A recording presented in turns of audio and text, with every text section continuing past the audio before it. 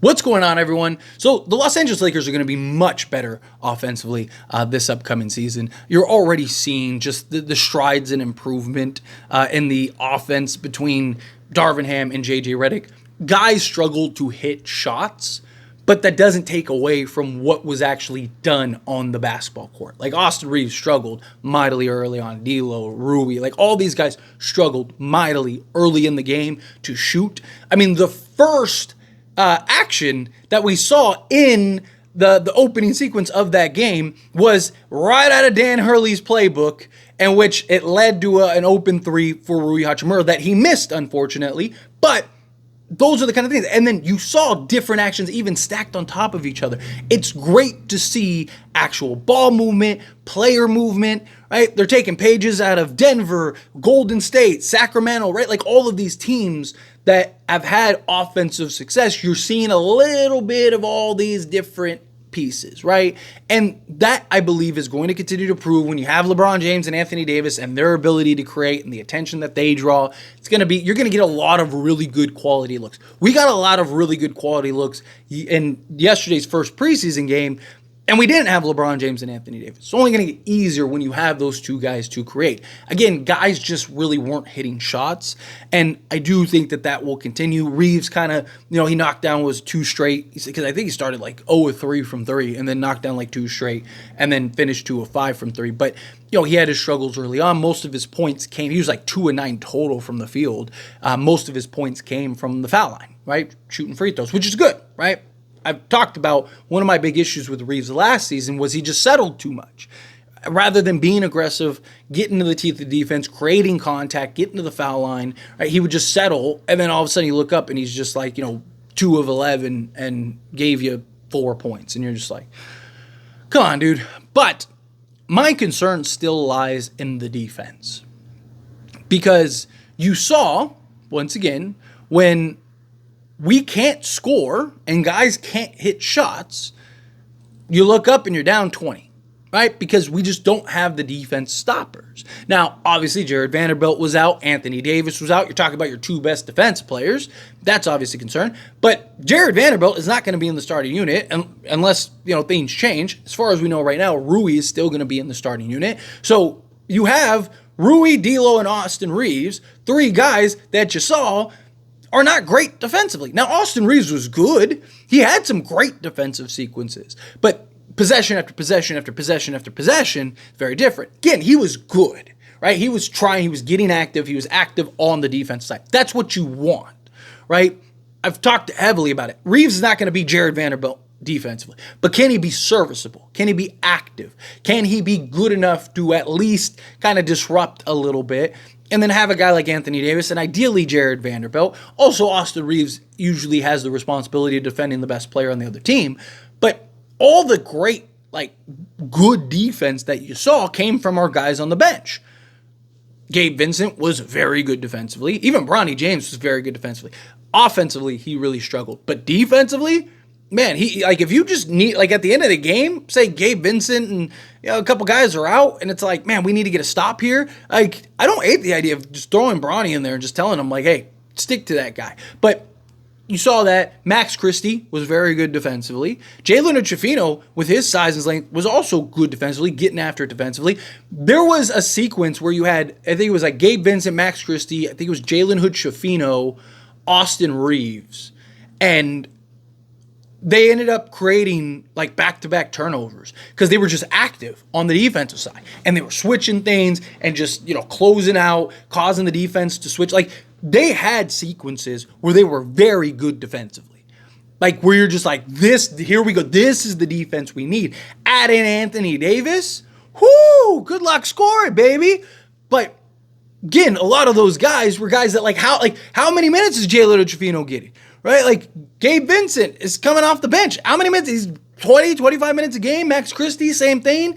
Right? Even Dalton Connect was actually, he wasn't great, but again, like Austin Reeves, he was good. He was serviceable. He was getting after it. He was aggressive on the defensive side. That's what you want to see. I mean, even JJ Redick talked to Connect about, or talked to the media about Connect and said, I already told Connect he needs to show on both sides of the basketball. If he wants real playing time, we know he can score.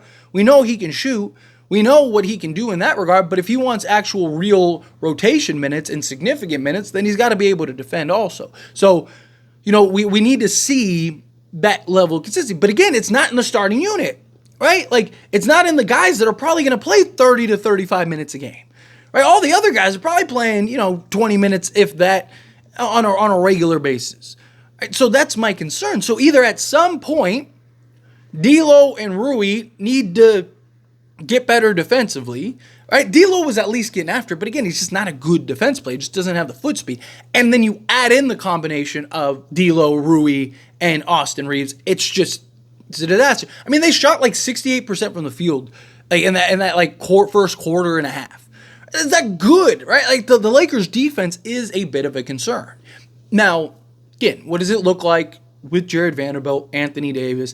But I think at some point you're going to have to move in a Max Christie, a Jared Vanderbilt, Gabe Vincent. You're going to need to bring in that point of attack guy. You're going to need to bring in that defensive guy to take pressure off of Anthony Davis, right? And if Austin Reeves can continue to play that defensive game, then like maybe take Rui out and put in Vando. It's probably the best approach, right? Like is how I think, D'Lo, you could move to the bench, but the problem with D'Lo on the bench is we've seen his production just tanks, right? Just like Austin Reeves is actually better on the bench than he is starting, like by every metric.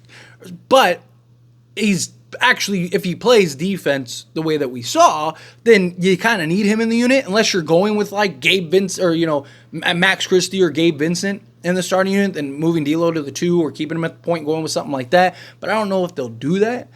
I think the simple fix is you just go with Jared Vanderbilt when he's healthy in the starting unit, right? And then now you have Rui, because another concern is just the bench scoring, right? Max Christie and Dalton Connect, two guys that showed they can go get you 30 off the bench, right? But like, how consistently can they do that, right? Like, you're asking a lot from a rookie, and yes, a third-year player, but this is really his first real year.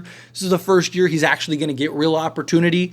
So, but if you move like a Rui to the bench, he can kind of be your primary scoring option, and then have Max and Dalton Connect. Like, imagine a bench 5 of like Gabe Vincent, Max Christie, Dalton Connect, Rui Hachimura, and like Christian Wood, right? Like, I think that's a very good offensive and defensive balance, because you have Gabe Vincent, you have Max Christie, right? You don't have the rim protection, but if Dalton Connect can be serviceable defensively, then you got like a good, a perimeter stand. Also, you're probably trickling guys in. You're probably keeping, Reeves and guys like that in, but basically those 5 guys. And then the starting unit is D'Lo, Reeves, Vando, LeBron, and AD, who led us to the conference finals. And I believe J.J. Redick, especially with this motion offense that we're running, right? Like, I think Jared Vanderbilt will be very good in that as just like a slasher, lob threat. Just, you can put him in various actions, run pick and roll with him, right? Darvin Ham was able to figure out how to get Jared Vanderbilt to be a valuable option, right? Like, I think J.J. Redick and this coaching staff will be able to do it. I just think you get better balance in that starting 5. And it's something I've talked about all season long, or all offseason and last season, right? Even when the Lakers were like 9-0 with this starting unit, right? What was I saying? Like, it looks great, but what happens when the offense isn't clicking, right? And you ran into Denver and you saw that. Offense is great. We're up 20. Right, Denver's nothing. We're kicking our legs up, man. We're running through Denver. This is cake. And then the offense just hits a wall, and you look up, and it's like, we were just up 20. How are we down 10? Right? Because we just can't stop anybody. Right? Now, last year, again, we missed a bunch of defensive pieces, but still, like, you need, whoever your main guys are, you need them to be able to play on both sides of the basketball. So either a trade needs to happen, and where you're getting a guy, like Jeremy Grant or a Bruce Brown or something like that, where they can kind of play that role for you. And then you have your scoring, right? Or you got to better balance the guys that you have. And I just think the simple solution is just put Jared Vanderbilt in the starting unit. Now Rui gets to play his natural position of the 4 as the backup 4, right? And you can scatter guys, and that doesn't mean Rui can't ever play the 3, right? You can bring guys in and move guys over and have Rui and LeBron. Like, you can mix and match. It doesn't have to be straightforward. No, you have, guys sprinkled out throughout, right? Like, I just think that that's the better approach. Because you saw, like, Rui wasn't hitting shots, and, like, wide open shots. Wasn't hitting shots, and he essentially was unplayable out there. Right? He's getting beat every possession. He doesn't navigate screens well. Right? He doesn't read defenses great. Like, his decision making at times is just not very good. It's just like, he's great when he's cooking, right? When he's hitting threes and he's able to get to a spot and he's scoring, right? Like, he's up. Like, he's a guy go get. I really believe if he was like a primary scoring option, he could probably go get you 22 to 25 a game, right? As the primary scoring option, which he's just never going to be on the Lakers. But his offensive versatility is really good. And his ability, you can put him on the block, right? You can make plays for him, right? He can shoot the 3 ball, he can play on ball, play off ball, right? Like, he can get to his spots and elevate. But can he do it consistently, for one? And then 2, right? Like, what else can he provide? He doesn't provide anything else, particularly at the 3. Now, again, things could change. You go different routes, but it's just, it's the defense is very questionable. Defense is a big concern.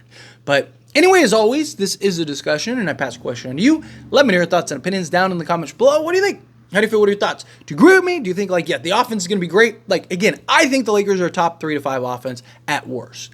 But the defense, are you with me? Like, hey, the defense is still very concerning. Obviously, look, it's the first preseason game. I don't want to put too much into it, but we need better defense. Do you agree? Disagree? Somewhere in between? However you feel, whatever your thoughts are, I'd love to hear it. So let me know down in the comments below. That being said, if you haven't liked this video, hit that like button. Helps me a lot. It's me enjoy these types of videos, and I truly appreciate it. Not subscribe to the channel, hit that subscribe button. Turn on the bell notifications. Appreciate y'all. See you in the next one. Thank you.